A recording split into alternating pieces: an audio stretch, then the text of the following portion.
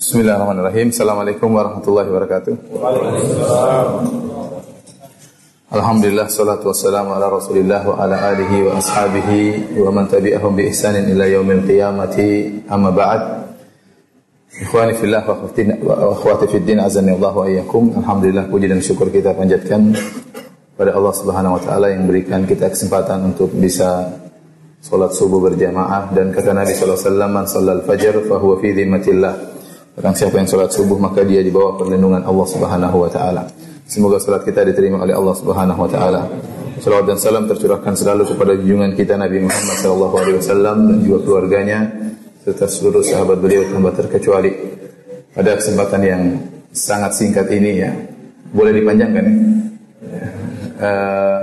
Saya akan bahas perkara yang sangat penting tentang tauhid al-asma wa sifat, tentang bagian dari tauhid nama-nama Allah dan sifat-sifat Allah Subhanahu wa taala. Kita tahu bahwasanya para ulama menjelaskan tentang pembagian tauhid yang menjadi tiga, yaitu tauhid rububiyah, tauhid al-uluhiyah, tauhid al-asma wa sifat. Tauhid rububiyah, tauhid uluhiyah, dan tauhid asma wa sifat. Yang pembagian ini adalah hanya sekedar metode untuk mudah memahami ya. Kenapa? Karena sejak zaman Nabi sallallahu alaihi wasallam sudah ada kesalahpahaman tentang keesaan Allah Subhanahu wa taala, yaitu dilakukan oleh orang-orang musyrikin. Mereka mentauhidkan Allah dari sisi pengakuan Allah adalah Maha Pencipta, Maha Pemberi rezeki ya, tetapi mereka memusyrikkan Allah, mensyirikkan Allah, mensekutukan Allah dari sisi peribadatan, sehingga mereka berdoa kepada Allah dan juga berdoa kepada selain Allah. Mereka berhaji, mereka tawaf, tapi mereka juga meminta kepada sesembahan-sembahan mereka seperti Lata, Al-Uzza dan Manat. Dari sini perlu ada penjelasan mana sisi yang benar dan mana yang sisi yang salah, sehingga secara otomatis terjadi pembagian. Oleh karenanya di akhir surat Yusuf Allah Subhanahu wa taala berfirman, "Wa ma yu'minu aktsaruhum billahi illa wa hum musyrikun." Allah bercerita tentang orang-orang musyrikin Arab. Kata Allah, "Wa ma yu'minu aktsaruhum billahi illa wa hum musyrikun." Tidaklah kebanyakan mereka beriman kecuali mereka musyrik. Berarti Allah menetapkan ada iman mereka, dan Allah tetapkan mereka juga apa? Musyrik.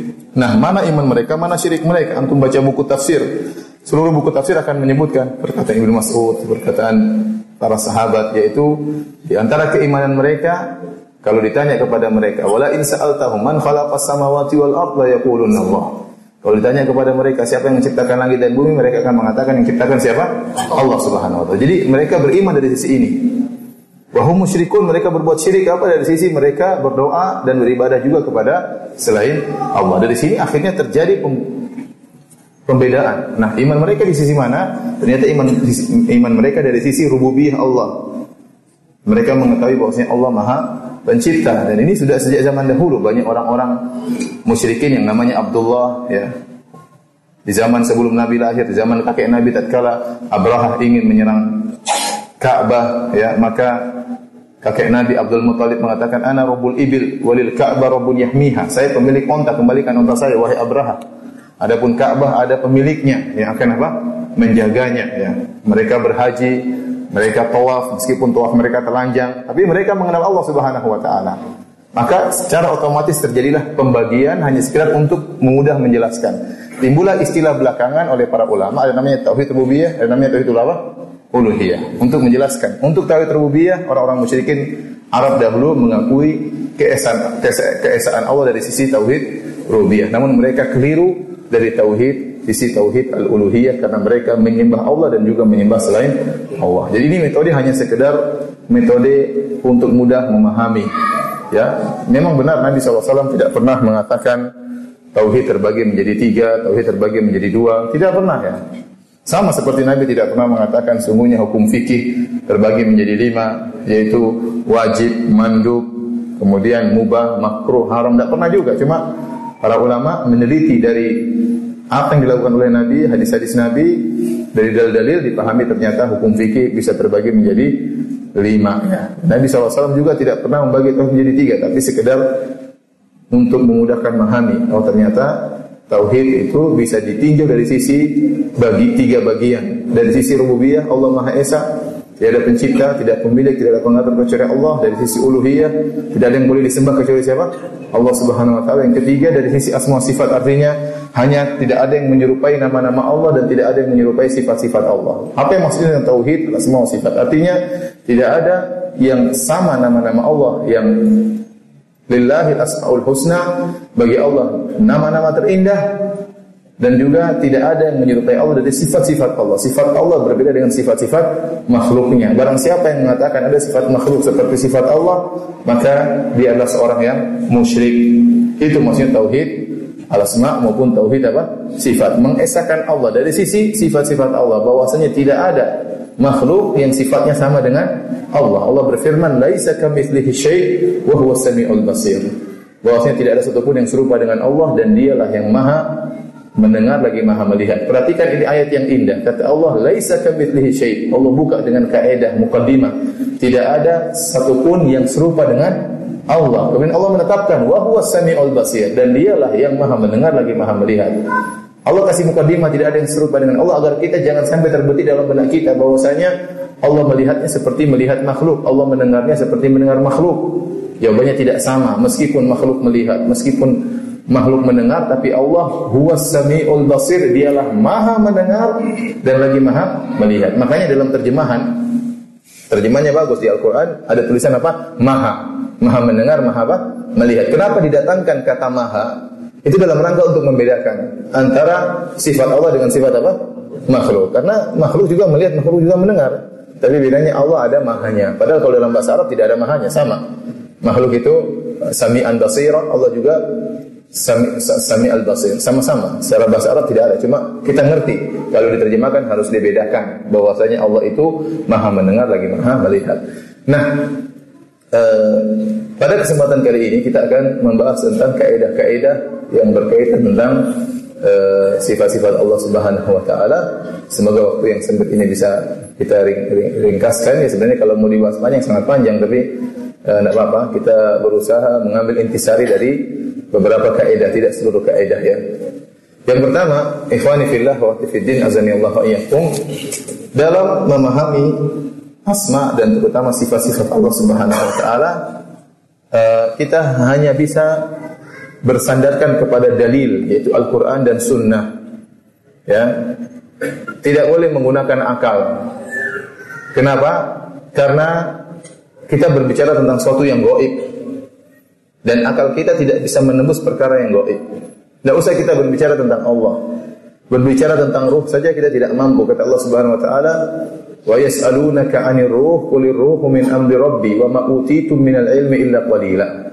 Mereka bertanya kepada engkau tentang ruh, katakanlah ruh itu urusan apa? Rabbmu. Dan kalian tidak diberi ilmu kecuali sangat sedikit. Kalau orang-orang berkumpul berbicara tentang ruh, ada 1000 ulama dikumpulkan, suruh menjelaskan tentang hakikat ruh, tentang dari unsur apa terbuat ruh ya, maka akan terjadi 1000 pendapat. Kenapa? Karena otak mereka tidak sampai, lantas mereka mau berbicara tentang apa? Ruh. Ini perkara yang gaib, yang tidak bisa ditangkap oleh akal. Nggak usah jauh-jauh, kita berbicara tentang gaib yang lain, tentang jin. Kalau sudah berbicara tentang jin, kita tidak tahu bagaimana hakikat jin. Jin itu bagaimana, kok bisa masuk dalam tubuh manusia, kok bisa berbicara dengan lisan manusia, kok kalau dibacakan Al-Quran kebakar, kok kebakar nggak ada api yang menyala, padahal dia terbuat dari apa? Dari api. Ini semua gaib, kita nggak bisa. Nggak bisa kita ketahui kecuali dengan dalil. Akal kita nggak sampai. Apalagi kalau kita berbicara tentang malaikat, gaib juga. Ya, Allah mengatakan alhamdulillahilladzi fataris samawati wal ard ja'ilal malaikati rusulan uli ajnihatin masna wa thulatha wa ruba' yazidu fil khalqi ma yasha'. Segala puji bagi Allah pencipta langit dan bumi yang menjadikan para malaikat sebagai rasul-rasul Allah, ya, yang memiliki sayap-sayap, ada yang 2, ada yang 3, ada yang 4 ya. 2, 3 dan 4 ya. Bukan istri ya, sayap ya. 2, 3 dan 4. Yazidu fil khalqi ma yasha, dan sebagiannya Allah tambah sayap lebih banyak daripada itu. Malaikat Jibril sayapnya sampai 600. Ada sebagian orang menggunakan akalnya, dia mengatakan malaikat tidak punya sayap. Kenapa Anda menolak malaikat tidak punya sayap? Karena enggak masuk akal saya. Malaikat kalau sayapnya 2 saya bisa bayangkan, satu sebelah kanan, satu sebelah kiri. Kalau malaikat sayapnya 4 saya bisa bayangkan 2 sebelah kanan, 2 sebelah kiri. Tapi kalau 3 saya bingung bayangkannya. 1 sebelah kanan, 1 sebelah kiri, satunya ngapain katanya? Taruh di mana? Ya kenapa ente harus bayangkan? Ente tidak bisa pahami, jangan ente tolak ya. Kenapa dia berusaha menolak kalau tidak masuk akal dia ya. Kita mau telah 3 taruh, terserah 3 mau taruh di mana, terserah Allah Subhanahu wa taala. Yang jelas Allah mengatakan ada malaikat yang sayapnya berapa? 3 ya. Oleh karena itu Subhanahu wa taala banyak perkara gaib yang otak kita nggak boleh masuk di dalamnya. Karena memang kalau kita memaksakan otak kita masuk di dalamnya, kita melanggar kaidah otak. Otak itu tidak boleh masuk kecuali pada perkara-perkara yang bisa ditangkap dengan panca indera. Tapi kalau sudah di luar daripada panca indera, gimana kita mau? Artinya di luar dari kemampuan kita, gimana otak kita masuk dalam hal-hal yang seperti itu? Ya. Ya. Apalagi tentang Allah Subhanahu Wa Taala. Ya. Kita tidak bakalan bisa mengenal sifat-sifat Allah kecuali Allah yang menjelaskan dalam Al-Quran maupun hadis-hadis Nabi Sallallahu Alaihi Wasallam. Oleh karenanya para hadirin, para ulama menjelaskan untuk mengetahui hakikat sesuatu, tidak mungkin kita bisa mengetahui hakikat sesuatu kecuali dengan 1 dari 3 cara. Kecuali dengan 1 dari 3 cara. Cara pertama untuk mengetahui hakikat sesuatu, kita lihat langsung. Nah, kalau kita bisa langsung kita tahu, oh dia sifatnya begini-begini. Kenapa? Saya lihat langsung. Yang kedua, caranya bagaimana? Kita mungkin nggak melihat langsung, tapi kita lihat yang semisalnya. Oh, saya tidak pernah lihat itu barang, tapi saya tahu yang semisalnya. Yang KW-nya saya tahu, saya pernah lihat. Nah, KW-nya itu mirip-mirip dengan apa? Aslinya. Yang ketiga, kita dapat kabar dari sumber yang thiqah. Kita nggak pernah lihat, kita nggak pernah lihat yang semisalnya, tapi ada sumber berita yang thiqah yang terpercaya menyampaikan, oh barang itu begini, begini, begini. Seperti apa? Kamu nggak pernah lihat, tapi sifatnya begini, begini, begini.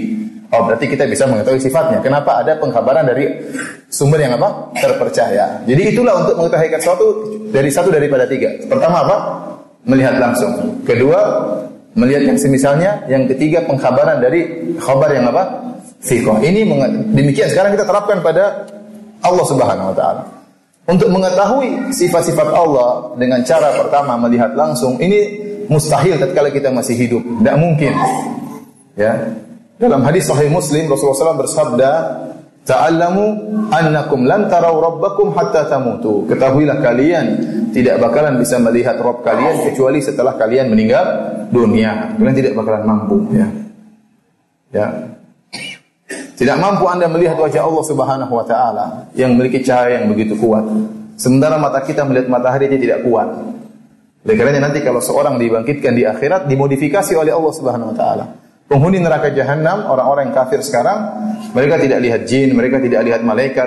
Tapi nanti kalau mereka sudah dibangkitkan, mereka bisa lihat malaikat penjaga neraka jahanam. Mereka bisa lihat iblis, mereka bisa lihat jin yang dimasukkan dalam neraka bersama mereka. Terjadi dialog antara mereka dengan apa? Iblis, ya. Demikian juga penghuni surga tatkala mereka dibangkitkan, mereka diberi kemampuan ya untuk diantaranya melihat Allah Subhanahu wa taala. Sekarang tidak mampu kita melihat. Nabi yang bilang, "Ta'allamu annakum lan taraw rabbakum hatta tamutu." Ketahuilah, kalian tidak bisa melihat Rabb kalian kecuali sampai kalian meninggal dunia. Oleh karenanya Nabi SAW, Nabi yang termulia, yang sudah mencapai pada tempat yang tertinggi di Sidratul Muntaha, Mi'raj bersama malaikat Jibril, kemudian Rasulullah SAW naik bertemu dengan Allah. Sehingga sebagian sahabat menyangka Nabi SAW melihat Allah. Maka mereka bertanya kepada Nabi SAW, "Hal ra'aita rabbak?" Ya Rasulullah, apakah anda melihat Rabb anda tatkala Mi'raj? Kata Nabi SAW, "Nurun anna arahu." Ada cahaya yang menghalangi. Bagaimana saya bisa melihat apa? Allah Subhanahu wa taala. Nabi Musa alaihissalam pernah ingin melihat Allah Subhanahu wa taala. Dalam surat Al-A'raf disebutkan, Nabi Musa berkata, "Rabbi arini anzur ilaik." Ya Rabbku, perlihatkan dirimu, aku ingin lihat engkau. Kata Allah, "Lan tarani," kau tidak bisa lihat aku. "Walakin inzur ilal jabali fa in istaqarra makanahu fa sawfa tarani." Tapi lihatlah kepada gunung, kalau gunung kuat kau akan lihat aku. Ternyata falamma tajalla rabbuhu lil jabali ja'alahu dakka wa kharra Musa sa'iqa. Tatkala cahaya Allah sampai ke gunung pun hancur dan akhirnya Nabi Musa pun pingsan. Tidak mampu, tidak punya kemampuan untuk melihat siapa? Allah Subhanahu wa taala. Nabi ketemu malaikat Jibril ketakutan. Nabi SAW lihat ketemu malaikat Jibril, Nabi SAW apa? Ketakutan. Ya. Oleh karenanya tatkala Bani Israel berkata kepada Nabi Musa, "Lan nu'mina laka hatta narallaha jahrah." Fa akhadhathumus sa'iqah. Kata Bani Israel orang Yahudi, wahai Musa, kami tidak beriman kepada engkau sampai kami melihat Allah terang-terangan. Mereka minta sesuatu yang apa? Yang berat. Fa akhadhathumus sa'iqah, maka turun halilintar, tewaslah mereka. Dikasih halilintar sama Allah. Kenapa tidak mampu untuk melihat Allah, minta yang sesuatu yang mustahil di dunia ini. Jadi dari sisi pertama, kita tidak bisa mengetahui Allah dengan melihat langsung. Ya. Baik, kemudian dari sisi kedua, cara kedua dengan melihat yang apa? Semisalnya. Rupanya tidak ada juga yang sama dengan Allah. Allah berfirman, "Laisa kamitslihi syai' wa huwas samiul basir." Tidak ada sesuatu pun yang serupa dengan Allah dan Dia Maha melihat lagi Maha mendengar. Dari sisi kedua pun tertutup. Tinggal cara ketiga. Cara ketiga yaitu dengan khabar yang thiqah. Dari pengkhabaran yang amanah, yang terpercaya, itu dari Al-Quran dan Sunnah. Dan tidak ada yang lebih berhak untuk menyampaikan tentang sifat-sifat Allah kecuali Allah sendiri. Allah yang menyampaikan sifat-sifatnya dalam Al-Quran. Kemudian Allah juga menugaskan Nabi SAW untuk menyampaikan sifat-sifat Allah dalam hadis-hadis Nabi SAW. Oleh karenanya, jika telah datang kabar tentang sifat-sifat Allah dari Al-Quran maupun Sunnah, kita tetapkan dan kita yakini, kita imani. Allah bilang demikian, kita percaya, tidak usah kita timbang-timbang lagi dengan akal kita. Ya. Jadi masalah timbul ahlul bidah, para orang yang menyimpang dalam bab ini, mereka berusaha sifat-sifat Allah dengan otak mereka. Sehingga timbullah kaidah mereka tentang taqdimul aql ala naql, mendahulukan akal daripada nakal, mendahulukan akal daripada dalil. Ini disampaikan oleh orang-orang Mu'tazilah seperti Al-Qadhi Abdul Jabbar dalam kitabnya Syarah Usul Khamsah, dan diikuti oleh sebagian orang Asy'ariyah, ya, mendahulukan seperti Razi, ya, punya qanun namanya qanun Al-Kulli, ya, bahwasanya akal kalau bertentangan dengan dalil maka akal didahulukan. Kenapa mereka mengatakan demikian? Kata mereka, ini sering saya sampaikan, ya, bahwasanya akal merupakan sumber utama. Kata mereka, kita tidak bisa percaya dengan Tuhan kecuali karena akal kita. Akal kitalah yang menunjukkan Tuhan itu ada. Oleh karenanya akal merupakan sumber dalil yang paling utama yang menjadikan kita percaya adanya apa? Tuhan. Nah, kata logika mereka, kalau datang dalil dari Al-Quran maupun Sunnah yang bertentangan dengan akal, maka kita harus mendahulukan akal. Kenapa? Karena akal yang utama. Karena akal yang menunjukkan apa? Adanya Tuhan. Nah, kalau kita ternyata mendahulukan dalil daripada akal, berarti kita sudah menjatuhkan akal sejak awal. Padahal akallah yang menunjukkan kita adanya siapa? Tuhan. Paham logika mereka? Saya ulangi logika mereka, kata mereka, akal inilah yang membuat kita percaya adanya apa? Tuhan. Jadi dia sumber pendalilan yang paling utama. Nah, kalau ada hadis atau ayat yang bertentangan dengan akal, maka mana yang didahulukan nih? Kata mereka, ya tetap akal. Nah, kalau Anda mendahulukan dalil, kitab maupun sunnah, berarti Anda menjatuhkan akal. Nah, kalau Anda menjatuhkan akal, berarti seharusnya Anda tidak percaya kepada Tuhan. Karena adanya Tuhan dibangun di atas percaya kepada apa? Akal. Faham sampai di sini? Paham atau tidak? Paham. Ini adalah logika mereka, dan disampaikan oleh orang-orang Mu'tazilah dalam buku-buku mereka, ya. Namun ini dibantah oleh para ulama, di antaranya dibantah oleh Syekh Islam Taimiyah, ya, dalam kitabnya Darut Ta'arudil Aql wan Naql, dibantah oleh Imam Ibnu Qayyim rahimahullah dalam kitabnya As-Sawa'iqul Mursalah, dari puluhan sisi membantah pernyataan demikian ini yang dikenal dengan Al-Qanun Al-Kulli, yaitu kaidah universal yang intinya akal harus didahulukan daripada dalil, ya. Kita bantah dari beberapa sisi. Tidak usah sebutkan puluhan sisi Ibnu Qayyim, kepanjangan, ya. Kita sebutkan saja beberapa sisi bantahan. Yang pertama, para hadirin Allah Subhanahu wa taala, ya. Kita buat analogi, sebuah analogi yang disebut oleh para ulama Ibnu Qayyim, kemudian Ibnu Abil Ishaq Hanafi. Contohnya rahimahumullah. Contohnya kita ingin berobat. Saya ingin berobat. Kemudian saya bingung di mana tempat praktek dokter. Saya ingin tahu mana dokter. Maka saya pun berjalan, tahu-tahu saya ketemu misalnya ada tukang becak. Saya tanya sama tukang becak, "Wahai Pak tukang becak, ya, mana dokter yang ahli?" Maka dia tunjukkan, "Tuh, itu dokter fulan, itu ahli. Saya mau berobat, itu berobat tempat situ." Maka berangkatlah saya menuju kepada dokter tersebut. Setelah saya pergi ke dokter tersebut, diperiksalah saya, kemudian dikasih resep. Ini resepnya, obat, tolong beli di apotek. Kemudian saya setelah pulang dari tempat praktek dokter, saya lewat lagi tukang becak tadi. Tukang becak tanya, apa sih resep yang dikasihkan dokter? Nih resepnya. Kata tukang becak, wah ini keliru nih. Resepnya keliru. Saat itu, siapa yang Anda benarkan? Tukang becak atau Pak dokternya? Hah? Yang benar. Kalau Anda benarkan Pak dokter, tukang becak marah. Yang tunjukkan Pak dokter saya. Kok kamu nggak percaya sama saya? Paham? Yang tunjukkan Pak dokter itu dokter siapa? Tukang becak. Harusnya kamu percaya sama saya. Loh, kalau kamu tidak percaya sama saya, berarti harusnya kamu jangan percaya itu dokter. Karena yang menunjukkan dokter siapa? Saya. Ini logikanya orang-orang Mu'tazilah. Nah, kalau logikanya kita balik. Nah, kamu sudah tunjukkan itu dokter, berarti dokter itu si ahli. Dia saya harus percaya kepada apa? Dokter, karena itu bidangnya. Kalau saya tidak percaya dokter, kemudian saya kembali kepada kamu, berarti sejak awal saya tidak percaya sama kamu. Paham? Kalau sekarang saya bilang, dokter salah loh, berarti sejak awal kamu salah nunjuk dong.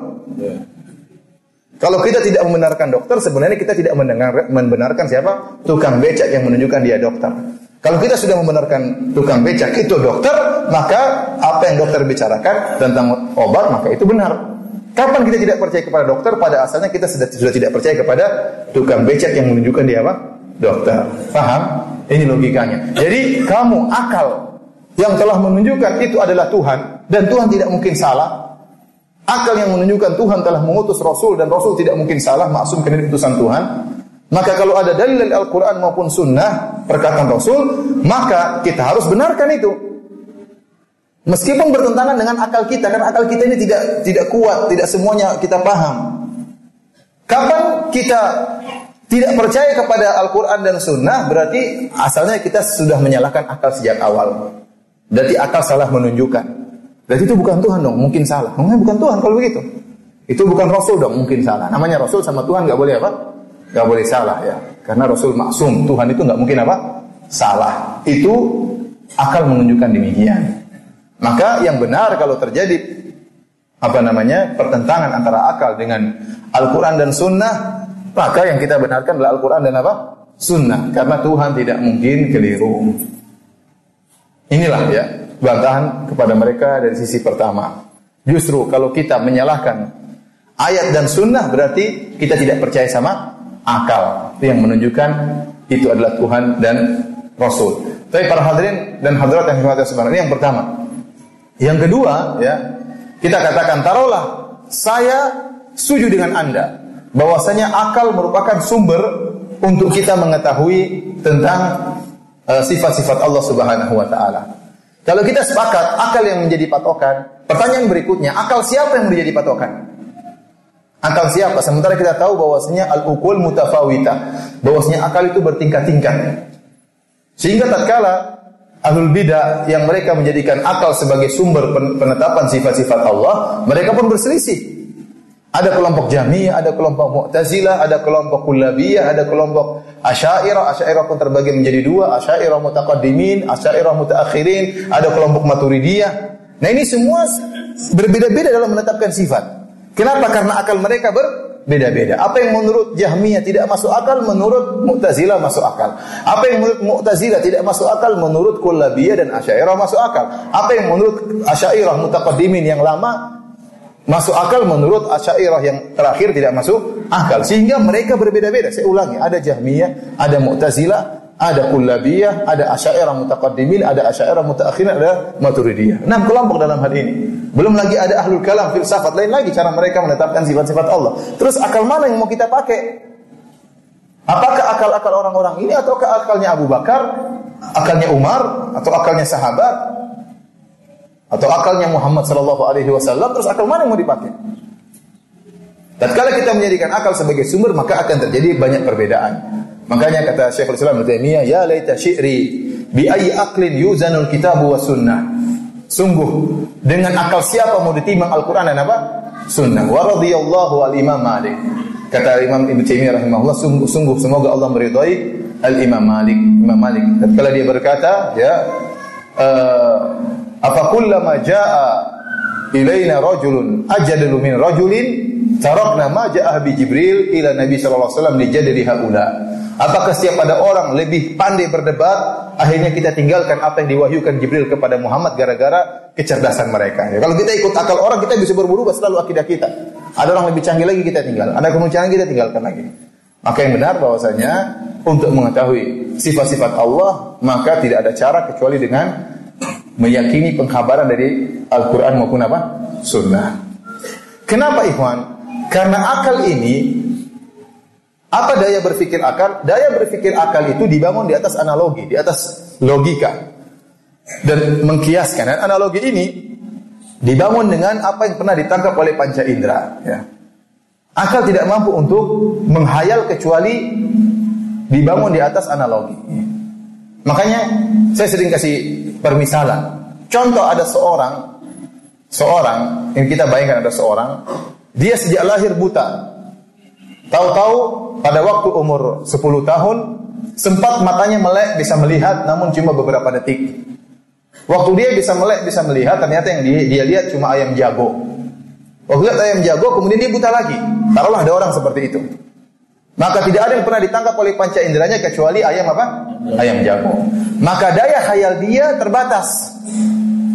Makanya kalau ada yang bertanya sama dia, tahukah anda kambing? Dia bilang kambing itu bagaimana dibandingkan ayam jago? Karena dia tidak bisa menghayal kecuali apa? Ayam jago. Kalau dia tanya sama dia, tahukah kamu mobil? Kata dia, mobil itu gimana dibandingkan dengan apa? Ayam jago. Kalau kamu tahu cewek enggak? Cewek itu dengan ayam jago bagaimana?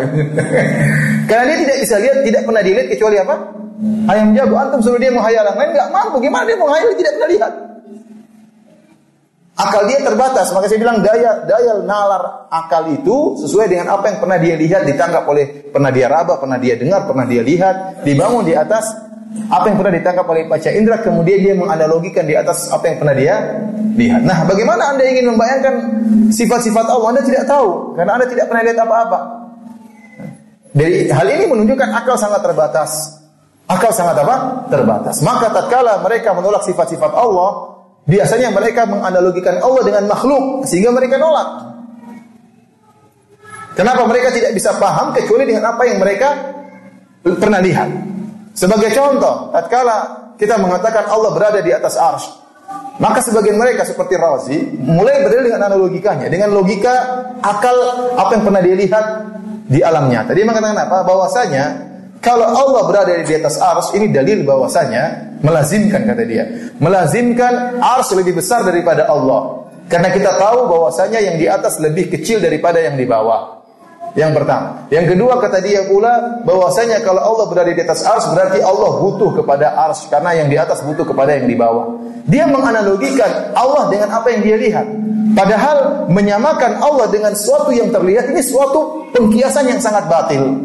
Kenapa kita menyamakan sesuatu yang gaib dengan yang kita lihat? Bagaimana? Anda kalau mau mengkiaskan sesuatu yang mirip-mirip.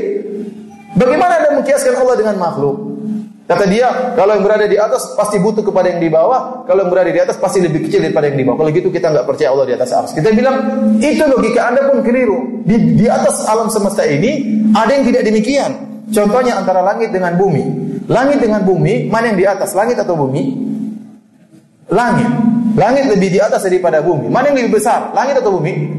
Langit. Ternyata ada yang di atas lebih besar daripada yang di bawah. Kemudian langit dengan bumi. Apakah langit butuh dengan bumi? Apakah ada tiang yang masak langit, ada atau tidak? Tidak ada. Bi ghairi amadin tarawunaha, tanpa ada tiang yang masak dari bumi ke langit. Sehingga langit di atas tanpa perlu ada bumi. Berarti ini logika Anda keliru. Logika Anda keliru. Makanya banyak orang yang menolak sifat-sifat Allah tatkala mereka menganalogikan dulu, menyamakan Allah dengan makhluk, baru kemudian mereka apa? Tolak. Padahal menganalogikan Allah dengan makhluk itu analogi yang sangat batil. Menyamakan sesuatu yang gaib dengan manusia itu sesuatu yang batil. Ada yang ingin menyamakan malaikat dengan manusia, ini salah besar.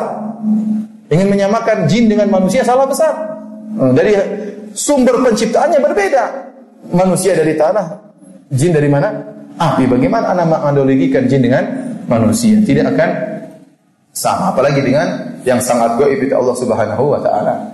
Jadi maksud saya, kaidah yang pertama dalam masalah sifat-sifat Allah, maka akidah Ahlussunnah meyakini sifat-sifat Allah tauqifiyah. Apa artinya tauqifiyah? Yaitu kita tidak bisa memahami kecuali dengan lewat jalur apa? Al-Qur'an maupun apa? Sunnah. Melalui jalur Al-Quran dan Sunnah. Adapun hanya melalui akal ini, maka ini merupakan kekeliruan. Baik. Ini kaidah yang pertama. Kemudian kaidah yang kedua, para hadirin dan hadirat yang dirahmati oleh Allah Subhanahu wa taala, tatkala menetapkan sifat-sifat Allah Subhanahu wa taala, ya, kita tidak boleh menyamakan, ya, dan tidak boleh membagaimanakannya, ya. Kita menetapkan dan kita tidak boleh tolak. Jadi kalau datang dalil, kita terima, namun tidak boleh kita membagaimanakannya dan tidak boleh juga kita menyamakannya dengan makhluk. Bi ghairi tamtsil wala takyif wala ta'til, ya, tidak boleh kita menolak, tidak boleh kita samakan dan tidak boleh kita membagaimanakannya. Baik. Jadi bagaimana cara kita menetapkan sifat? Sederhana. Kalau datang penjelasan sifat-sifat Allah, seperti Allah Maha mendengar, Allah Maha melihat, maka kita bilang Allah Maha mendengar, Maha melihat, dan tidak sama dengan makhluk. Makhluk pendengarannya penuh keterbatasan. Makhluk penglihatannya penuh dengan keterbatasan. Saya sering sampaikan contoh seperti kalau seorang berkumpul di padang Arafah, jutaan haji berkumpul di padang Arafah, ya. Berapa jumlah jemaah haji di padang Arafah? Berapa juta? Berapa juta? 5 juta, ya. Mungkin 3 juta resmi, 2 juta enggak resmi mungkin. Ini banyak sekali. Kemudian di saat yang sama mereka memohon kepada Allah Subhanahu wa taala dengan berbagai bahasa, mungkin ratusan bahasa. Bahasa Inggris, bahasa Jawa, bahasa Bali, bahasa macam-macam. Minta kepada Allah dalam waktu yang sama dengan bahasa yang berbeda-beda, dengan permintaan yang berbeda-beda. Dan Allah Maha mendengar seluruhnya dalam saat waktu yang sama. Ini Maha mendengarnya Allah. Adapun mendengar manusia sangat terbatas. Kita kalau ada 3 orang ngomong sama kita, semuanya pakai bahasa Indonesia saja, kalau kita nggak bisa, satu diam dulu, yang lain ngomong. Kita nggak bisa menangkap tiga-tiganya. Apalagi satu pakai bahasa Bali, satu bahasa Bugis, satu bahasa Irian. Gimana? Kita nggak paham. Ya. Maka Maha mendengar manusia sangat terbatas, tidak sama dengan pendengaran manusia terbatas tidak sama dengan Maha mendengarnya Allah Subhanahu. Dan kiaskanlah terhadap sifat-sifat yang lain. Terhadap sifat-sifat yang lain. Apalagi kita bicara tentang ilmu Allah sangat terbatas. Sangat luas. Manusia sangat terbatas. Sampai Allah mengatakan, "Wa ma tasqutu min waraqatin illa ya'lamuha." Tidak ada satu daun pun yang terjatuh kecuali Allah tahu ilmunya, Allah tahu. Di bumi ini berapa triliun daun? Tidak bisa dihitung. Kalau ada satu daun jatuh di belantara Irian Jaya, di belantara Afrika, Allah tahu. Kenapa? Karena semua itu makhluk Allah. Dan Allah berfirman, "Ala ya'lamu man khalaq." Bukankah yang menciptakan tahu tentang yang Dia ciptakan? Seluruh yang diciptakan Allah tahu tentangnya. Seluruh daun ciptaan Allah, maka Allah tahu bagaimana daun tersebut. Bahkan manusia, Allah tahu seluruh manusia. Bahkan Allah mengatakan, "Ya'lamu kha'inatal a'yun wa ma tukhfis sudur." Allah tahu pengkhianatan dirikan mata dan Allah tahu apa yang disembunyikan oleh hati-hati manusia. "Wa'lamu annallaha ya'lamu ma fi anfusikum fahdharu." Ketahuilah Allah tahu apa yang ada dalam hati-hati kalian, maka waspadalah. Allah Maha tahu. Manusia pengetahuannya sangat terbatas. Banyak perkara yang tidak bisa dia ketahui. Ya. Oleh karenanya, begitulah cara menetapkan sifat-sifat Allah Subhanahu wa taala. Jangan kita tolak. Contoh, tatkala Allah Subhanahu wa taala berbicara Allah punya tangan. Allah mengatakan ya dalam Al-Qur'an tentang kepada iblis, "Ma mana'aka an tasjuda lima khalaqtu bi yadayya?" Wahai iblis, apa yang mencegahmu untuk sujud dengan Adam yang aku ciptakan dengan kedua tanganku? Kita yakin Allah punya 2 tangan. Kata Allah, aku ciptakan Adam dengan 2 tanganku. Bagaimana tangan Allah? Kita nggak tahu, nggak bisa ente bayangkan. Kalau ente bayangkan pasti keliru. Seperti Allah mengatakan bahwasanya dalam hadis-hadis yang sahih, ya, bahwasanya penghuni surga akan melihat wajah Allah. Bagaimana wajah Allah? Tidak bisa kita bayangkan. Sangat indah, tapi bagaimana kita tidak tahu. Karena membayangkan pakai apa? Otak kita nggak pernah lihat. Otak kita tidak mampu untuk membayangkan. Tidak usah kita membayangkan keindahan Allah. Antum membayangkan, ya, saya sering sampaikan, antum membayangkan tampannya Nabi Yusuf alaihissalam tidak bakalan mampu.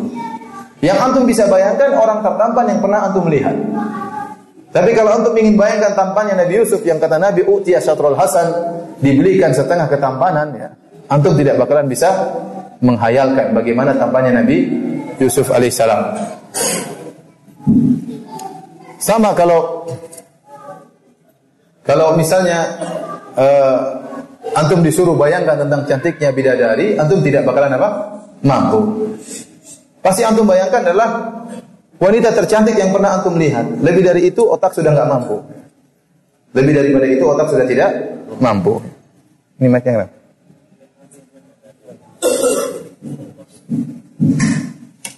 SS. Saya ulangi ya. Kalau antum disuruh menghayal tentang cantiknya bidadari, antum tidak bakalan mampu. Yang antum bisa bayangkan adalah wanita tercantik yang pernah antum lihat. Lebih daripada itu tidak mampu. Bayangkan dalam satu hadis Rasulullah SAW mengatakan ya tentang beningnya bidadari. Karena Allah mengatakan ka'annahunnal yaqutu wal marjan. Bidadari itu putih seperti mutiara dan bening seperti intan. Beningnya bagaimana dalam hadis kata Rasulullah SAW, kabiduha mir'atuhu, bahwasanya hati bidadari itu adalah cermin bagi suaminya. Gimana caranya? Kita nggak tahu kok hatinya ada cermin. Kita nggak bisa bayangkan. Bahkan lebih parah lagi kata Nabi dalam satu hadis, ya bahwasanya yuramu khusaqaiha min wara'il laham minal husn. Terlihat sumsum betisnya di balik daging karena saking indahnya. Kalau dibilang terlihat sumsum di balik daging, kita ngeri, ini bidadari apa? Ngeri banget terlihat sumsumnya. Dan ini Rasulullah SAW menjelaskan, tapi Rasulullah SAW menjelaskan minal hasan karena saking cantiknya. Sehingga kalau disuruh bayangkan bidadari kita nggak bisa, nggak mampu otak kita membayangkan apa cantiknya bidadari. Kata Rasulullah SAW, ya, lau anna imra'atan min ahli jannah ittala'at ala ahli dunya la adha'at ma bainahuma wa la mala'at ma bainahuma riha. Kata Nabi, kalau ada seorang wanita bidadari nongol di dunia ini, maka akan menerangi antara bumi dan langit. Kalau di Bali lampu mati semua, kemudian bidadari muncul terang benderang. Kenapa? Cahaya dari bidadari tersebut. Wala mala'at ma bainahuma riha. Kemudian bukan cuma itu, bahkan bau semerbak yang harum antara langit dan bumi, semuanya harum karena bau tubuh bidadari yang sangat apa? Sangat harum. Nah, kita membayangkan dari kayak apa? Enggak bisa. Ya. Kemudian kata Nabi SAW, wala nasifu ala ra'sihi khairum minad dunya wa fiha. Kerudung yang ada di atas kepalanya lebih baik daripada dunia dan seisi. Itu baru kerudungnya, belum bibirnya. Ya. Oleh karena itu Allah Subhanahu wa taala, kita bayangkan bidadari enggak mampu. Seandainya Allah tampakkan bidadari di Bali ini, di Pantai Kuta, tahu-tahu muncul bidadari. Ini bidadari di surga, semua orang taubat langsung. Semua orang kemana? Mau kerja enggak? Saya mau baca Quran. Kenapa? Sudah lihat bidadarinya kayak apa? Ya, memang tidak bisa, kita tidak pernah Allah lihatkan. Nah, itu sesuatu yang gaib. Dan kalau antum disuruh bayangkan, tidak mungkin. Saya pernah ceramah tentang bidadari, ada yang SMS, Ustaz, tolong kirim saya foto bidadari. Foto siapa yang mau saya foto? Ya? Otak kita nggak mampu, ya. Dan tidak sama dengan di dunia. Nggak usah orang di dunia saja, Yusuf alaihissalam. Antum bayangkan, tampannya tidak mungkin antum bisa bayangkan. Antum nggak mampu, otak antum nggak sampai. Kenapa saya katakan tadi? Akal itu hanya bisa menghayal sesuai dengan logika yang pernah dia lihat. Di luar itu otaknya tidak mampu. Suruh menghayal tampaknya Nabi Yusuf nggak mampu. Antum coba bayangkan, nggak bisa. Bayangkan sampai para wanita tatkala lihat Nabi Yusuf, ya falamma ra'ainahu akbarnahu wa qata'na aydiyahunna. Tatkala mereka lihat Nabi Yusuf, mereka pun mengagungkan Nabi Yusuf sehingga mereka potong jari-jari tangan-tangan mereka tanpa mereka sadari. Saking tampannya mereka potong-potong, tidak mereka sadari. Antum lihat ada orang wanita secantik kayak apa? Kalau antum lihat kemudian antum terperangah, tahu-tahu disilit, dapat disilet, antum sadar atau tidak? Pasti sadar, berarti kurang cantik. Kalau cantik sekali antum silet, antum nggak sadar, itu berarti hebat ya. Nabi Yusuf mereka potong di tangan mereka tidak sadar saking tampannya Nabi Yusuf alaihissalam ya. Sampai kalau antum baca dalam buku tafsir aneh-aneh, dalam buku tafsir Al-Qurtubi antum baca. Saya sebenarnya ada yang langsung tiba-tiba haid karena saking apa? Lihat tampannya. Ada yang langsung pingsan saking tampannya Nabi Yusuf. Nah, kalau kita disuruh membayangkan seorang lelaki yang kata Nabi, "Utiya syatrul hasan", diberikan setengah ketampanan, kita enggak bakalan mampu. Ya. Oleh karena maksud saya, antum tidak bakalan mampu bisa menghayalkan tentang sifat-sifat Allah. Oleh karenanya kita tetapkan sifat-sifat Allah dengan mengatakan berbeda dengan makhluk, ya. Nah, kalau kita takwil, kita mengatakan misalnya yang dimaksud dengan tangan Allah adalah kekuatan, ya, maka ini kelazimannya berbahaya. Antum bayangkan Allah Subhanahu wa taala mengatakan, "Wahai iblis, apa yang mencegah engkau sujud kepada Adam yang aku ciptakan dengan dua tanganku?" Maksudnya dengan kekuatanku. Berarti Adam tidak spesial. Karena semua makhluk Allah ciptakan dengan kekuatan, dengan kudrah Allah Subhanahu wa taala. Kenapa Adam jadi spesial alaihissalam? Karena dia diciptakan dengan kedua tangan Allah. Kalau Allah mengatakan, "Wahai iblis, kenapa kau tidak sujud kepada Adam yang spesial yang aku ciptakan dengan kedua tanganku?" Kalau kedua tangan kita artikan dengan kekuatan, "Wahai iblis, kenapa kau tidak sujud kepada Adam yang aku ciptakan dengan kekuatanku?" Iblis bisa bantah, "Saya juga kau ciptakan dengan kekuatanmu, apa bedanya? Saya dengan Adam." Ya. Paham? Oleh karenanya kita beriman bahwasanya Allah Subhanahu wa taala memiliki dua tangan. Di antara sifat-sifat tangan Allah sebutkan dalam Al-Qur'an, "Wa ma qadarullaha haqqa qadrih." Mereka tidak mengagungkan Allah dengan sebagaimana mestinya. Wal ardu jami'an qabdatuhu yaumal qiyamah was samawati matwiyatun bi yamini. Pada hari kiamat kelak seluruh bumi akan berada dalam genggaman Allah Subhanahu wa taala dan langit-langit akan dilipat oleh tangan kanan Allah Subhanahu wa taala. Subhanahu wa taala amma yusyrikun. Maha suci Allah atas kesyirikan yang mereka sampaikan. Oleh karena Allah Subhanahu wa taala, jadi kita yakini sifat-sifat Allah tanpa menyamakan dengan apa? Dengan makhluk. Dan ini adalah akidah salaf. Ya. Kalau saya ingin nukilkan perkataan para salaf dari kalangan sahabat, ya saya akan nukilkan sebagian. Saya nukilkan boleh atau tidak? Boleh. Biar antum yakin bahwasanya inilah akidah para salaf, ya. Contohnya, ya. Perkataan Ibnu Umar. Ibnu Umar seorang sahabat, dia berkata, "Khalaqallahu arba'ata asya' biyadihi." Allah menciptakan 4 perkara dengan tangannya. Adam Allah ciptakan dengan tangannya, wal arsyu Allah ciptakan dengan tangannya, wal qalam Allah ciptakan dengan tangannya, wa jannatu adan surga adan Allah ciptakan dengan tangannya. Tsumma qala li sa'iril khalqi kun fakana. Adapun makhluk yang lain Allah mengatakan kun fayakun. Jadi ini perkataan Ibnu Umar sahabat, dia mengatakan Allah ciptakan sebagian makhluk dengan tangan Allah, ya. Kemudian contohnya perkataan para tabi'in, ya. Contohnya juga perkataan misalnya sahabat yang lain. Abdullah bin Mas'ud radhiyallahu anhu, sahabat juga. Waktu dia menafsirkan As-Samad, Allahus Samad, ya. Apa itu As-Samad? Kata beliau, As-Samad secara bahasa artinya sayyid, pemimpin. Dan manusia juga ada yang jadi pemimpin, tapi kata Ibnu Mas'ud, As-Samad as-sayyidul ladzi qad intaha su'daduhu. Namanya Samad adalah pemimpin yang merupakan puncak dari kepemimpinan. Jadi dia sebutkan maknanya pemimpin dalam bahasa Arab. Tapi pimpinan Allah tidak sama dengan pimpinan apa? Makhluk, manusia. Makanya di akhirat Allah mengatakan, limanil mulkul yaum. Sekarang kerajaan milik siapa? Lillahil wahidil qahar. Hanya milik Allah yang Maha Esa dan Maha Kuasa. Seluruh makhluk tatkala di hari kiamat semua jabatannya ditanggalkan. Mau jenderal, mau presiden, tidak ada jadi pemimpin sama sekali. Mau raja, semuanya dibuang jabatannya. Semuanya dibangkitkan dalam kondisi telanjang, dalam kondisi tidak beralas kaki. Pada hari kiamat kelak keluar dari kuburan mereka. Maka Allah bertanya, limanil mulkul yaum. Sekarang kerajaan milik siapa? Maliki yaumiddin, yaitu raja yang menguasai hari apa? Pembalasan. Jadi Allah Subhanahu wa taala raja, Allah Subhanahu wa taala pemimpin, tapi yang puncak kepemimpinan. Ini dalil bahwasanya mereka menetapkan makna-makna dari sifat-sifat Allah, tapi mereka membedakan antara Allah dengan makhluk. Banyak di sini perkataan Abul Aliyah, seorang tabi'in. Dia berkata, istawa ila sama. Apa maksudnya istawa ila sama? Katanya irtafa, yaitu di atas. Contohnya Mujahid rahimahullah, muridnya Ibnu Abbas. Dia menafsirkan firman Allah istawa, di atas. Kata dia ala, artinya apa? Di atas. Dia paham maksudnya istawa artinya apa? Di atas. Contohnya Ikrimah maula Ibnu Abbas, tabi'in juga. Waktu dia menafsirkan bal yadahu mabsutatani, bahkan kedua tangan Allah terbentang. Kata dia yaitu al-yadain, dua tangan secara hakikat. Benar dua tangan. Tanpa membagaimanakannya. Ya. Contohnya lagi asar yang masyhur dari Imam Malik. Imam Malik bin Anas rahimahullah, gurunya Imam Syafi'i. Waktu ada seorang datang kepada Imam Malik, dia berkata, Ya Aba Abdullah, wahai Imam Malik, Ar-Rahmanu 'alal arsy istawa, kaifa istawa? Wahai Imam Malik, Allah berada di atas arsy. Bagaimana istiwanya Allah?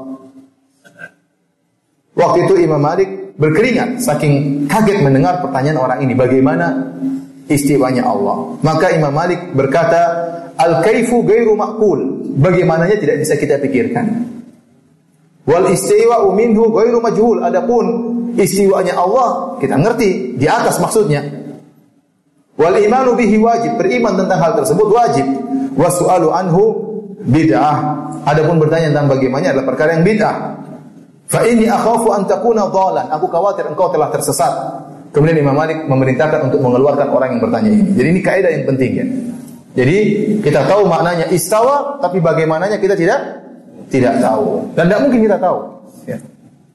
Oleh karenanya para hadirin, muncul kaidah berikutnya dalam asma wa sifat, tauhid sifat, yaitu al-kalamu fi sifat kal kalami fi dzat. pembicaraan tentang sifat sama dengan pembicaraan tentang zat, atau al-kalamu fi sifat far'un anil kalami fi zat. Pembicaraan tentang sifat merupakan cabang dari pembicaraan tentang zat. Maksudnya bagaimana? Kalau Anda tahu zat sesuatu, Anda tahu sifatnya. Anda tahu bagaimana sifat air, Anda tahu, Anda lihat zat air, Anda tahu sifat air adalah mencari tempat yang rendah, Anda tahu. Anda tahu sifat udara, ya, menempati ruang. Anda merasakan, Anda bisa lihat, ya. Ya, tetapi kalau Anda tidak tahu zatnya, Anda tidak akan bisa bicara tentang apa? Sifatnya. Anda tidak bisa bicara karena Anda tidak tahu. Makanya, kalau ada yang bertanya tentang bagaimanakah istiwanya Allah, kita bilang, Anda tahu enggak bagaimananya Allah? Kalau Anda tahu bagaimananya Allah, baru Anda bisa bayangkan bagaimana istiwanya Allah. Kalau ada yang tanya bagaimana tangannya Allah, Anda tahu enggak Allah? Kalau Anda pernah lihat Allah, Anda baru bisa tahu bagaimana tangannya. Kalau Anda enggak pernah lihat, Anda enggak bakalan tahu. Mustahil membayangkan bagaimana. Membayangkan bidadari yang enggak bisa. Membayangkan Nabi Yusuf saja enggak bisa, padahal makhluk. Bayangkan malaikat, Anda bisa bayangkan malaikat? Enggak bisa, gimana malaikat? Karena Anda enggak pernah lihat. Mau bayangkan jin, Anda bisa bayangkan jin. Yang Anda lihat jin yang menjelma. Entah menjelma menjadi binatang, menjelma menjadi gundruwo, menjelma menjadi mak lampir, menjelma menjadi si manis jembatan Ancol, ya tergantung. Kadang cantik jinnya, kadang mengerikannya. Dan sering saya sampaikan bahwasanya jin-jin yang ada di Indonesia ini ya sesuai dengan tingkat ekonomi orang Indonesia. Ya, setan-setan, kalau kita lihat film setan-setan yang ada di orang-orang barat, setannya keren-keren, ya. Vampire keren, pakai jas, ya. Cina-Cina juga keren, setan raja-raja pakai keren-keren. Indonesia miskin-miskin, ya. Pocong nggak punya baju, genderuwo belum mandi, rambutnya semerawut, ya. Ya, kemudian apa lagi? Kolor hijau. Apa? Kolor hijau. Itu dari mana lagi? Baru ya. Miskin-miskin semua apa setan-setannya. Kasihan. Sesuai dengan tingkat ekonomi apa? Masing-masing negara, ya. Karena hayalan mereka seperti itu, ya. Ya.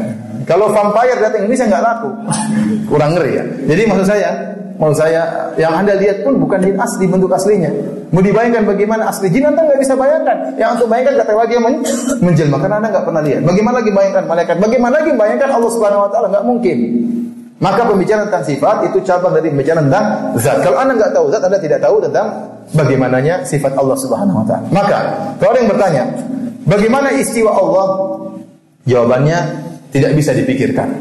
Kenapa? Karena untuk mengetahui bagaimana istiwanya Allah harus tahu. Pertama Anda harus tahu ars bagaimana. Karena kita harus tahu tempat yang di atasnya Allah. Ars seperti apa? Kalau Anda sudah tahu ars seperti apa, yang kedua Anda harus tahu Allah bagaimana. Setelah Anda tahu Allah bagaimana, baru Anda bisa bayangkan bagaimana Allah di atas apa? Ars. Kalau ars Anda tidak tahu, Allah Anda tidak tahu, gimana bisa bayangkan Allah di atas apa? Ars. Sama kalau mengatakan Allah dalam hadis yang banyak, hadis yang sahih, Allah turun ke langit dunia. Bagaimana cara turunnya? Kita nggak tahu. Anda harus tahu langit dunia seperti apa. Langit dunia Anda tidak tahu mana ujungnya, mana pangkalnya, tebalnya seperti apa, Anda nggak tahu. Terus Allah Anda tidak tahu. Nah, bagaimana Anda bisa bayangkan Allah turun ke langit dunia? Kalau bisa Anda ingin bayangkan, Anda harus tahu bagaimana hakikat langit dan Anda harus tahu bagaimana hakikat Allah Subhanahu Wa Taala, baru bisa dibayangkan bagaimana Allah turun ke langit dunia. Kalau enggak, maka Anda tidak bisa tahu. Jadi kaidah Imam Malik, kita paham apa yang Allah sebutkan, tapi kita tidak tahu bagaimananya. Saya sebutkan saja, ya,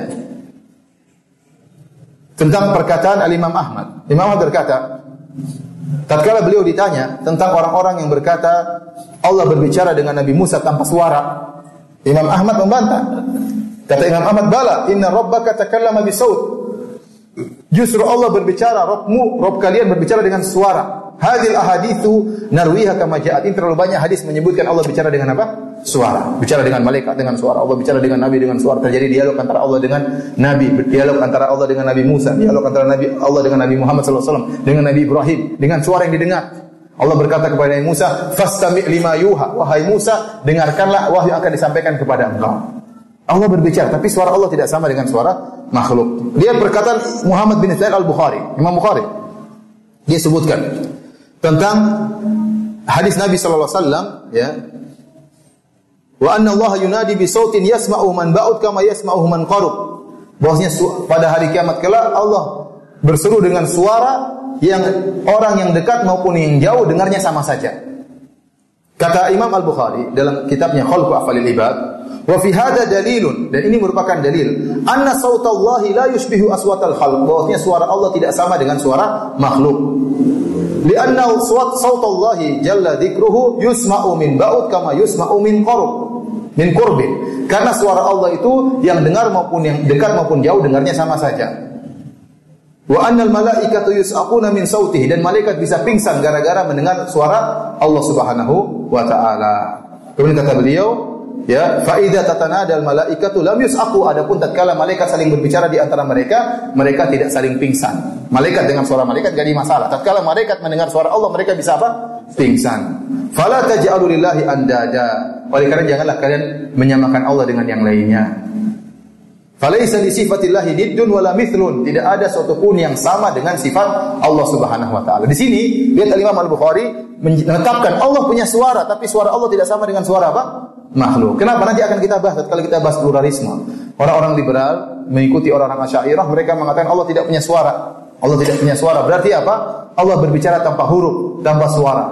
Terus bagaimana? Al-Quran bagaimana? Kan ada hurufnya. Alif lam mim dzalikal kitabul la raiba fi. Kata mereka itu bukan firman Allah. Itu terjemahan Muhammad terhadap firman Allah. Ini bahaya, nanti akan kita jelaskan tatkala membahas tentang pluralisme.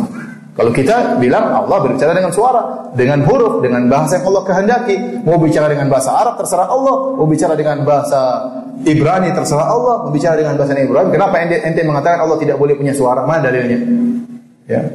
Oleh karenanya yang benar ini pendapat Imam Bukhari, pendapat Imam Ahmad, pendapat Ahlus Sunnah wal Jamaah. Bahwasanya Allah berbicara dengan suara. Lihat perkataan Abu Isa At-Tirmidzi. Ini perkataan yang ini dari Abu Isa At-Tirmidzi. Siapa At-Tirmidzi? Pemilik Sunan apa? Tirmidzi. Beliau berkata,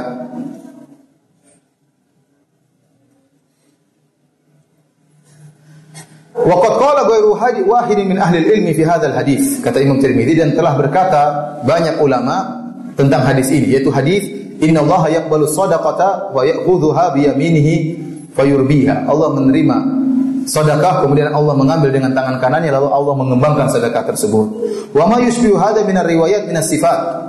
Demikian juga hadis-hadis yang berkaitan tentang sifat-sifat Allah. Nuzul Rabbi tabaraka wa ta'ala kulla lailatin ila samai dunya. Di antaranya tentang hadis yang menjelaskan Allah turun ke langit dunia setiap malam. Qalu, para ulama berkata, qad nuthbitur riwayat, qad tathbutur riwayat fi hadza. Telah jelas riwayat-riwayat tentang masalah ini. Wa yu'manu biha wa la yutawahham. Maka hendaknya diimani dan jangan dipikirkan bagaimana-bagaimananya. Wa la yuqal kaifa, dan tidak boleh bertanya bagaimana. Tidak boleh, kita imani. Hakadha ruwiya an Malik. Inilah akidahnya, diriwayatkan dari Imam Malik. Sufyan bin Uyainah, dari Sufyan bin Uyainah, wa Abdullah bin Mubarak, dari Ibnu Mubarak, annahum qalu fi hadhil ahadits, mereka berkata tentang hadis-hadis sifat, amirruha bila kaif. Terimalah tanpa kau tanya bagaimananya. Wa hakadha qaulu ahli ilmi min ahli sunnah wal jamaah. Ini pendapat ahlul ulama dari kalangan ahlus sunnah wal jamaah. Ini akidah ahlus sunnah wal jamaah. Wa amal Jahmiyah, adapun kelompok Jahmiyah, fa ankarat hadhihi riwayat, maka mereka tolak riwayat-riwayat ini. Qalu hadza tasbih, kata mereka ini hadis-hadis tasbih.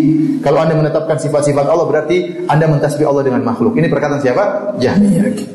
Kemudian kata Imam Tirmidzi, wa qad dzakara Allahu azza wa jalla fi ghairi mawdhi'in min kitabih. Allah menyebutkan dalam banyak tempat dalam Al-Qur'an al-yada was-sam'a wal basar. Allah sebutkan Allah punya tangan, Allah punya pendengaran, Allah punya penglihatan. Fata'awwalatil Jahmiyah hadhil ayat fafassaruha ala ghairi ma fassara ahlul ilmi. Maka Jahmiyah mentakwil, kata mereka tangan bukan maksudnya tangan, tapi maksudnya kekuatan atau nikmat. Pendengaran maksudnya begini, penglihatan maksudnya begini. Kata mereka kalau kita tetapkan tangan seperti makhluk, kalau kita tetapkan pendengaran seperti makhluk, makhluk punya pendengaran. Kalau kita tolak, kalau kita bilang Allah bisa melihat sama dengan makhluk juga bisa melihat. Kalau gitu maksudnya apa? Mereka tolak sebenarnya. Mereka takwil. Wa qalu innallaha lam yakhluq Adam biyadihi. Kata mereka Allah tidak pernah ciptakan Adam dengan tangannya. Itu perkataan siapa? Jahmiyah. Tapi maksudnya Allah ciptakan dengan kekuatan ataupun dengan nikmat. Wa qalu inna ma'nal yadi hahuna al-quwwah. Dan mereka berkata orang-orang Jahmiyah bahwasanya yang menafsirkan tangan dengan kekuatan itu orang-orang apa? Jahmiyah. Dan sampai sekarang banyak orang seperti itu ya. Kemudian kata beliau, wa qala Ishaq bin Ibrahim, Ishaq bin Rahuyah, inna ma yakunu tasbih idza qala yadun ka yadin. Hanya disebut tasbih kalau kita berkata tangan Allah seperti tangan manusia. Itu baru tasbih. Samun ka sami au mithlu samin. Sama kita mengatakan tasbih menyamakan kalau kita mendengar, kita mengatakan pendengaran Allah sama seperti pendengaran manusia. Wa amma idza qala kama qala Allah Ta'ala, adapun jika kita berkata seperti firman Allah, yadun wa sam'un wa basarun la yaqul kaif, kita mengatakan Allah punya penglihatan, Allah punya pendengaran, Allah punya tangan, dan kita mengatakan tidak kita tahu bagaimananya, tidak kita katakan seperti pendengaran si fulan, seperti penglihatan si fulan, fa hadza la yakunu tasbihan, maka ini bukan tasbih. Dan ini sebagaimana firman Allah, laisa kamitsli syai'un wa huwas samiul basir. Dan Allah tidak ada serupa dengannya, dan Dia adalah Maha mendengar lagi Maha melihat. Jadi inilah akidah Ahlussunnah. Saya kenapa sengaja menukilkan perkataan para ulama agar yang antum harus yakin apa yang saya sampaikan ini bukan karangan saya, bukan karangan Ibnu Taimiyah, ya bukan. Tetapi ini pendapat para salaf, bahwasanya Ahlussunnah meyakini Allah memiliki sifat, tapi sifat tersebut tidak sama dengan apa? Makhluk. Baik, para hadirin Allah Subhanahu wa taala, masih ada sudah habis kan waktu? Habis ya? Ya sudah habis, mau diapain lagi? Ada pertanyaannya.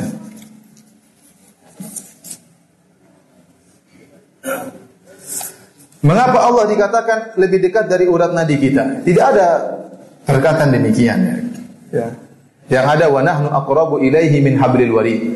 Idz yatalaqal mutalaqiyani 'anil yamini wasyimali qa'id. Kalau kita baca ayat tersebut secara lengkap, dan kami lebih dekat kepada dia daripada urat nadinya, tatkala dua malaikat berada di tangan kanan dan kirinya. Jadi kata para ulama, nahnu di situ kami maksudnya malaikat, bukan Allah. Ya, karena sering Allah menggunakan kalimat nahnu maksudnya apa? Malaikat. Contohnya Allah berkata, ya, fa idza qara'nahu fattabi' qur'anah. Kalau kami bacakan maka ikutilah bacaannya. Maksudnya Jibril. Waktu Jibril mentalkin Nabi Muhammad SAW, Iqra' bismi rabbikal ladzi khalaq. Yang baca Allah apa Jibril? Jibril. Tapi Allah menggunakan kalimat apa? Kami. Kenapa? Karena malaikat adalah petugas-petugas dari Allah Subhanahu wa taala. Tentara-tentara Allah Subhanahu, junudu rabbi, tentara-tentara Allah. Jadi bukan maksudnya Allah lebih dekat daripada urat nadi. Ini salah paham tentang ayat tersebut. Kalaupun kita pahami Allah lebih dekat, maksudnya adalah ilmu Allah, bukan zatnya. Contohnya, saya bacakan dalam surat Al-Mujadalah, ya.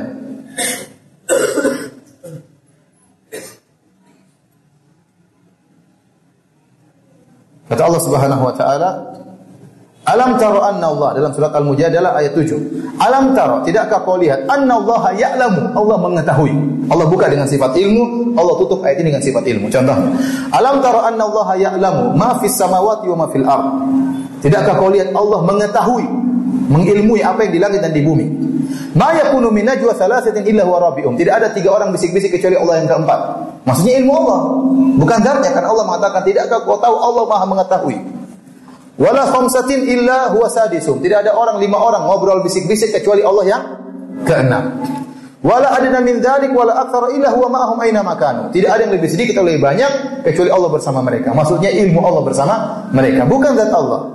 Tsumma yunabbi'uhum bima 'amilu yaumal qiyamah. Kemudian Allah akan mengabarkan kepada mereka tentang apa yang mereka lakukan pada hari kiamat kelak. Innallaha bikulli syai'in alim. Allah Maha mengetahui segala sesuatu. Jadi orang salah paham tatkala mengatakan wa huwa ma'ahum aina makanu, Allah bersama mereka dimanapun mereka berada. Sebagian orang paham Allah di mana-mana. Ini salah. Padahal maksudnya ilmu Allah. Makanya Allah buka ayat ini dengan sifat ilmu. Alam taro annallaha ya'lam. Tidakkah kau tahu Allah mengetahui? Di akhir ayat kata Allah, innallaha bikulli syai'in alim. Allah mengetahui segala sesuatu. Jadi maksudnya di mana-mana adalah sifat ilmu Allah. Contohnya, tatkala Allah mengatakan kepada Musa dan Harun, idhaba illa fir'auna innahu tagha faqula lahu qawlan layyinan la'allahu yatadhakkaru aw yakhsha qala rabbana innana nakhafu an yafruta alaina aw ayatgha. Kata Allah kepada Musa dan Harun, pergilah kalian berdua kepada Fir'aun, ucapkanlah kata-kata yang lembut kepada Fir'aun, siapa tahu dia sadar, siapa tahu dia waras ya. Kemudian kata Musa dan Harun, innana nakhafu ay yafruta alaina aw ayatgha. Ya Allah, kami takut, saya Musa dan Harun takut. Jangan Musa melakukan zalim kepada, jangan Firaun menzalimi kami, melakukan hal yang menzalimi kami. Kata Allah, la takhafa. Dalam surah Taha, la takhafa, innani ma'akuma. Jangan kalian berdua takut, sungguhnya saya bersama kalian. Bukan zat Allah, kata Allah, asma'u wa ara. Saya dengar kalian dan saya lihat apa yang kalian lakukan. Jadi jangan khawatir. Bukan berarti Allah bersama Nabi Musa jalan menuju siapa? Fir'aun, tidak. Tapi Allah malah melihat dan Allah maha mendengar, Allah mengawasi maksudnya. Jadi yang sering bersama di mana-mana bukan zat Allah tapi apa? Ilmu Allah. Karena kalau kita bilang Allah di mana-mana enggak masuk akal. Ada Allah di perut hewan, ada Allah di kamar mandi, ada Allah dalam masjid, ada Allah yang enggak benar. Sebenarnya kaum muslimin secara umum, bahkan manusia secara umum, mereka tahu Tuhan di atas. Makanya kalau ada apa-apa kata mereka, kita serahkan kepada yang di atas. Kata mereka apa? Kita serahkan kepada yang di atas. Jadi mereka tahu Allah di atas. Tapi kalau tanya Allah di mana, ya di mana-mana.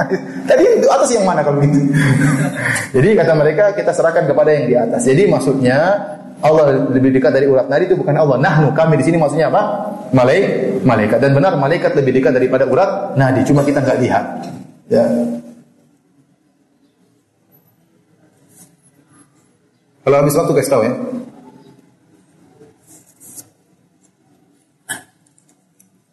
Bagaimana hukumnya wanita bercadar ketika sholat di masjid dan tawaf? Apakah harus dilepas? Asalnya kita tidak boleh sholat, hukumnya makruh sholat dengan menutup wajah. Tetapi kalau ada keperluan, maka makruh tadi karena hajat menjadi tidak makruh.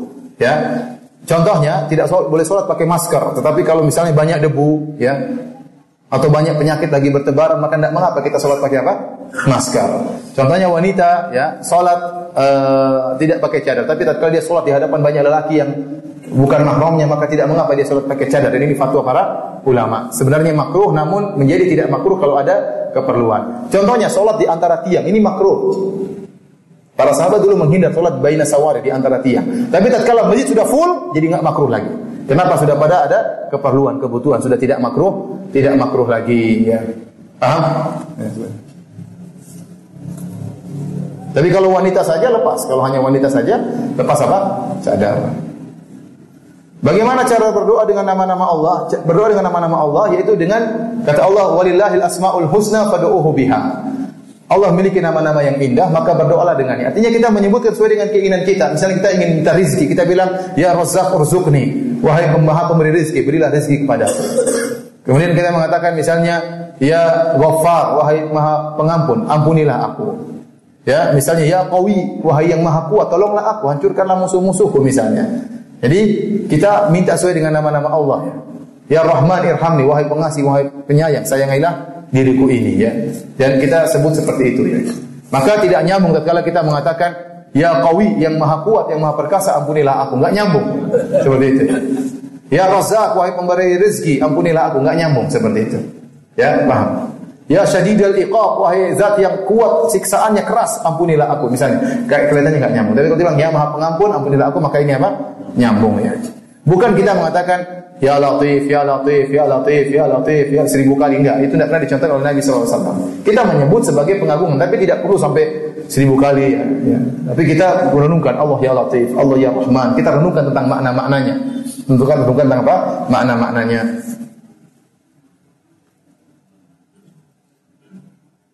Ustaz, saya sedang berusaha menjadi istri soleha. Saya ingin tanya, hal apa yang paling membuat suami senang dari sifat istrinya? Wah, dan apa yang harusnya istri lakukan saat suaminya marah? Ini insya Allah, ya. Apa yang disukai laki-laki? Laki-laki suka wanita berhias kalau di rumah, ya tidak? Tidak ada bau yang nggak enak dari tubuhnya. Maka laki-laki suka kalau Anda ketemu laki-laki, jangan sampai bau nggak enak. Ya. Jadi kalau suami sudah pulang kerja, berhias, mandi bersih, pakai parfum, ya. Wanita kalau keluar rumah tidak boleh pakai parfum, tapi kalau di rumah mandi parfum juga nggak apa-apa. Untuk suami bersihkan tempat tidur, jangan sampai ada kecoak, jangan sampai, ya. Jadi ini bagus. Kemudian apa? Mungkin fitness, jangan gemuk-gemuk, ya. Ya seperti itulah artinya. Ini namanya laki-laki suka seperti itu. Kemudian laki-laki ini yang paling disukai kata orang. Laki-laki suka untuk dihormati, perempuan suka untuk apa? Dipuji. Ini kaidah, ya. Kaidah bahwasanya perempuan suka apa? Dipuji, laki-laki suka dihormati. Kapan seorang suami merasa tidak dihormati, dia jengkel. Ya. Oleh karenanya nurut itu sangat penting. Nurut. Kalau tidak setuju, boleh kasih masukan kepada suami. Adapun membantah, angkat suara, membentak, ini paling dibenci oleh laki-laki. Maka saya sering sampaikan kalau ada suami kita lagi di luar kota, kita ingin kemana, kita sampaikan, Mas, saya ingin pengajian, boleh enggak minta izin. Dia merasa dihormati. Oh silahkan. Ya. Tidak semuanya kita minta izin. Mas, saya ingin beli susu, kamu beli aja, nggak usah minta izin. Tapi maksudnya perkara-perkara misalnya ingin ke rumah teman yang jarang-jarang kita lakukan, minta izin, suami senang. Dia merasa apa? Dihargai meskipun dia tidak sedang di rumah. Ya. Adapun wanita sukanya dipuji ya. Kamulah satu-satunya, kamu paling cantik, kamu paling indah, kamu paling ini, paling anu ya, meskipun gombal selalu.